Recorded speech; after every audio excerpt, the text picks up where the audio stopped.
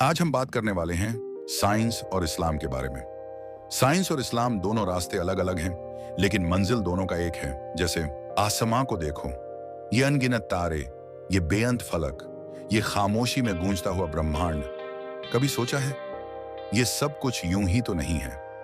ये जो हम और तुम हैं, एक जरा सी जिंदगी में सिमटे हुए, पर जिस कायनात में सांस ले रहे हैं वो कितनी बड़ी है, कितना फैली हुई है और फिर भी कितनी मुकम्मल।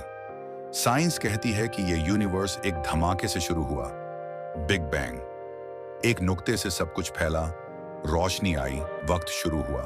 और कुरान में अल्लाह फरमाता है, क्या वो लोग नहीं देखते कि आसमान और जमीन एक साथ जुड़े हुए थे, फिर हमने उन्हें अलग कर दिया।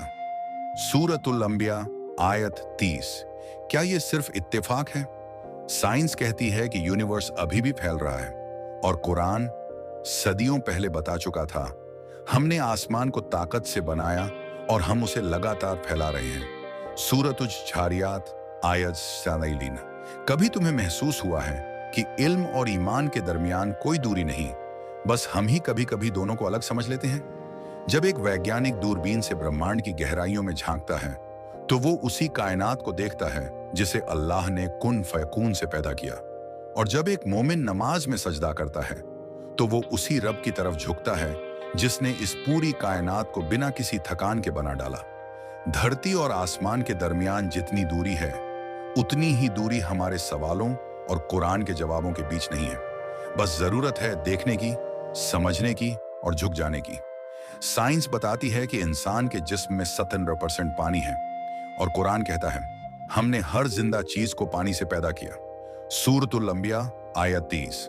साइंस कहती है कि हर चीज एक सिस्टम में बंधी है, हर ग्रह, हर तारा, हर कण। और कुरान कहता है सूरज और चांद एक हिसाब से चलते हैं। सूरतुर रहमान आयत 5। तो क्या सच में इल्म और ईमान अलग हैं?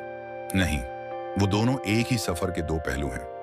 एक आंख से हम साइंस को देखते हैं और दूसरी आंख से ईमान को। और जब दोनों खुल जाएं तो हमें एक ही रब का जलाल नजर आता है, जो नूर है, हक है और जो हर झर्रे में मौजूद है।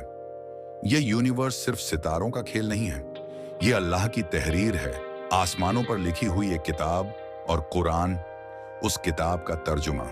तो चलो, इस कायनात को सिर्फ पढ़ो मत, महसूस करो।